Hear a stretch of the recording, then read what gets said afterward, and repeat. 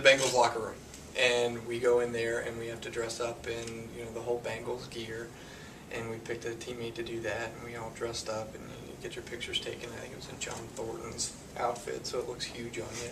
And you take it off and you run out onto the field, and you get to kick a field goal on the field. Just yelling, "Hoo day!" and everyone at the bars, and someone saying, "Shut up!" and "Get out of here!" and everyone yelling back at us. All the things that the people who had no idea what was going on would yell back at us. Walk across here, and she says something like, "Well, I don't really want to walk. How do I drive there? Can't you take us?" And he just kind of looks at us, and he looks at his radio, and he punches in something in his radio, and he says, "Sure, get in." So the four of us hop in the UC police car, and next thing I know, I'm in the back seat with my cell phone taking pictures of Kelly wearing the officer's hat as we're driving down this. I think that probably for me, kicking a field goal at Paul Brown Stadium was a lot of fun, and it's not something you get to do every day.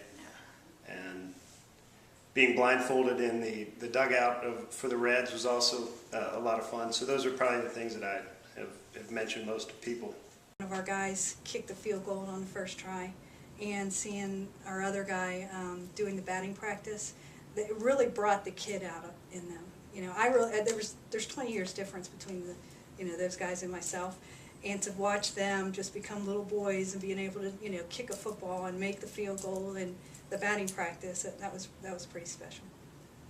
Cool. Playing against the UC women's basketball team, I had to go head-to-head with one of the shooting guards. She was really good, had great ball skills, nonetheless scored first.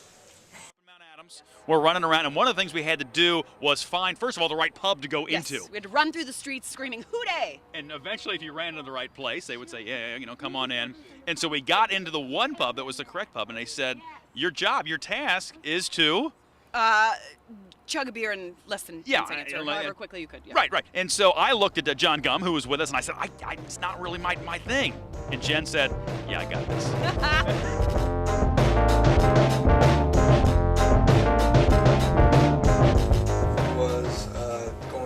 Out at Great American Ballpark and hitting the two pitches. So you get to hit a pitch from a guy actually pitching, and then one coming out of the pitching machine that was going about 50 or 60 miles an hour.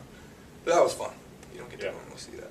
We walked out on the field and they said we were going to kick a field goal, and they were all like, "Oh, should we pass?" And I'm like, "No, I got this," and kicked the field goal, and they were just kind of staring at me like, "Whoa."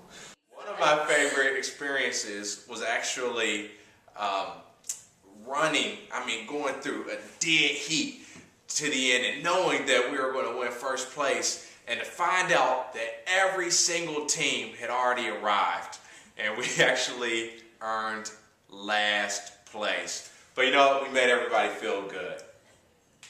Singing the anthem in the Reds was one of my favorites, because you got to be in the dugout and do that. Mike got to do most of the stuff at Paul Brown, so that was fun to watch for me, for sure, because I was just in heaven being on that field. So we played Flip Cup and found out that I was pretty good. It was the one event that I excelled at, and then put the toga on and sing to the poster, and the group of guys that were at this frat house was just fun. I mean, that was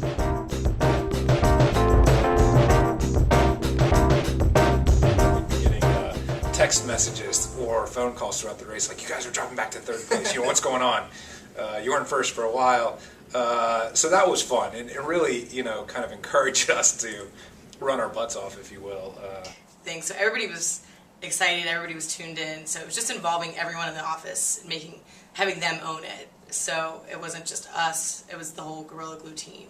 And because we all had, donate to the Scurry on our Facebook pages, and people were like, "What's the Scurry?" And, tried to use like the Amazing Race example, and, trying to explain to people what it is doesn't do it justice. I mean, it is so much more fun than you could ever imagine. Then we would get text messages, emails, phone calls. "Come on, you got to beat this team. You got to block this team. You're, this far away from that team." So it was like a collective 95 employees all participating, even though we only had 4 people out on the course.